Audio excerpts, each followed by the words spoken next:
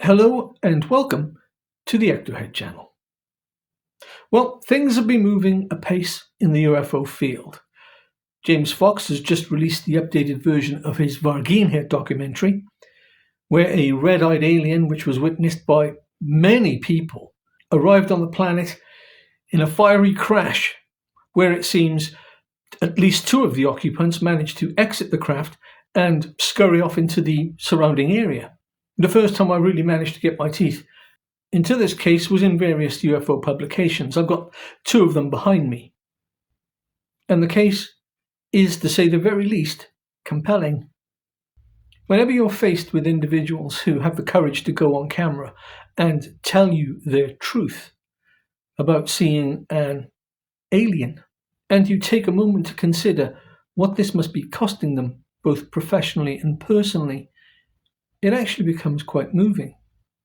And to that point, these experiences, these witnesses often become very moved themselves. We're all at once taken from the creatures being monsters or little green men from Mars to the undeniable truth that there's a person in front of you, a living being, thinking, acting. And all too often, during these situations where these creatures are captured, where these people are captured, they exhibit fear. And that's not something that you're quite prepared for. All of us who are interested in the UFO subject and read about the various abductions around the world are struck by how cold the process seems to be. How these great aliens seem to walk in unison. There's an indication of a hive mind at work.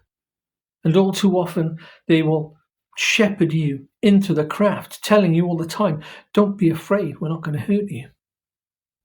And yet, unfortunately, people are very afraid, terrified in fact, and more often than not, there is some hurt attached to the experience.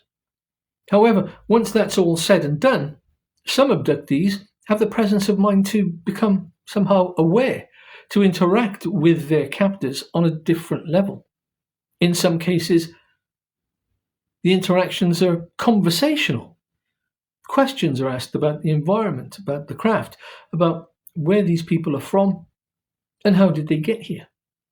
Another case to line up with the thousands of cases that various people have had the courage to tell over the decades of ufology. And this brings us to disclosure. Yesterday I was perusing X, and Post-Disclosure World provided us with a post from Peter Lavender under his title Big Discussion. For those criticising the above points, it's clear that the phenomenon controls disclosure.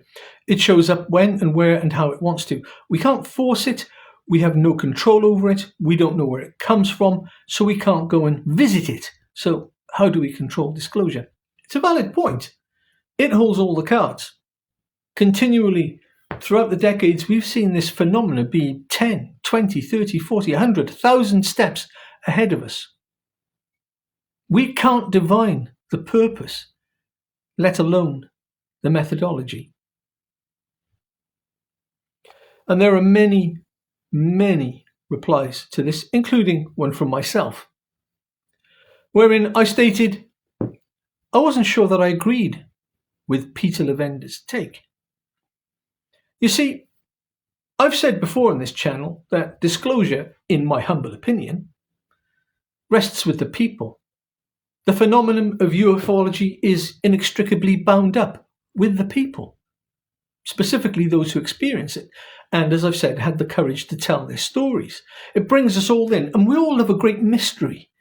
We all love a great horror story with monsters, and we all love heroes and villains.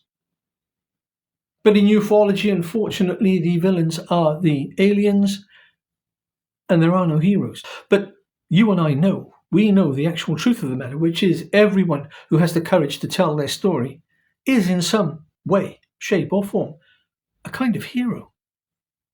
Assuming their accounts are correct and true, every single word they utter, every syllable, adds to the pantheon of information and knowledge that will go up to make the history of ufology and its associated strands.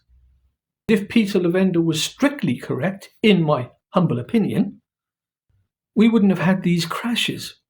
We wouldn't have had these donations of craft. No, just like in Varginha, all too often we see incidents like Roswell and many other instances where craft appear to be downed either through bad luck or some outside interference, namely, it seems, some kind of radar that we developed that in the development seems to have had the unintended effect of bringing down UFOs.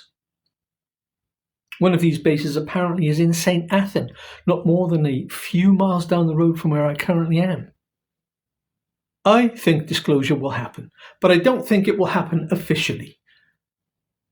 I think we will have an unusual situation whereby somebody will stumble upon a craft, immediately have the presence of mind to whip their phone out, film and broadcast at the same time. All the craft that have previously crashed appear to have either crashed long ago and their remains are stumbled upon, or the military services know when they're going to come down. That's a different rabbit hole altogether.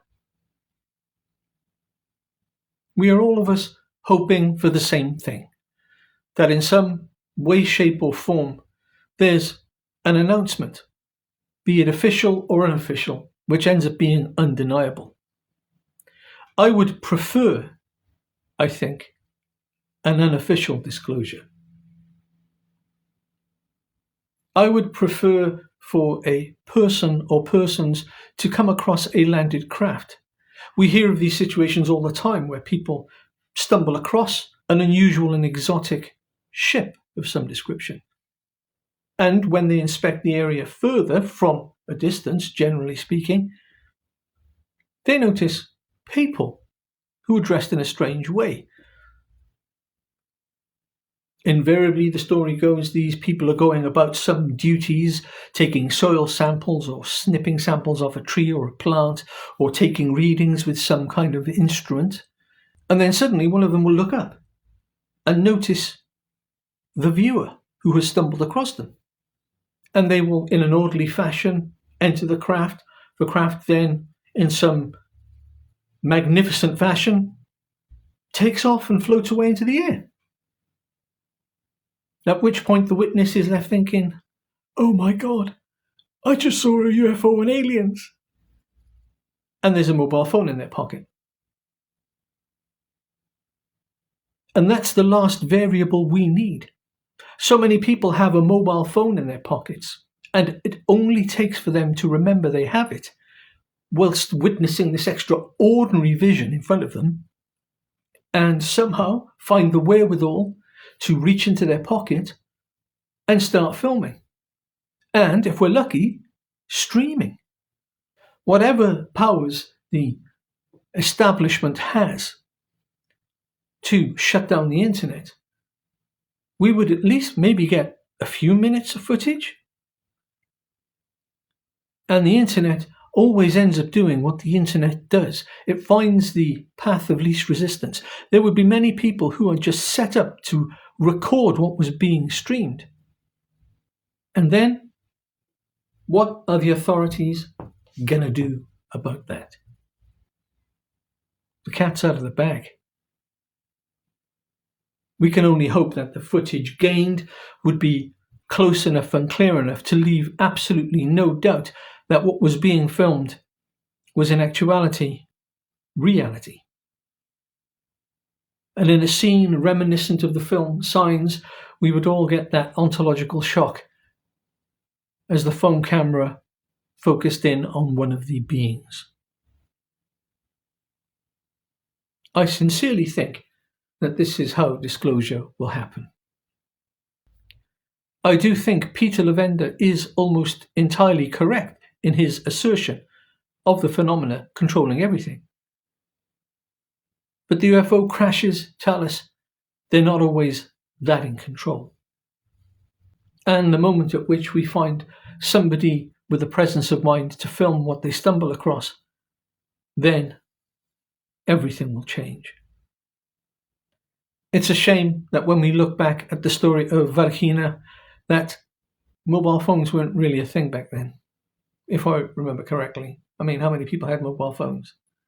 All the witnesses that were interviewed were just going about their daily chores, just doing everyday things.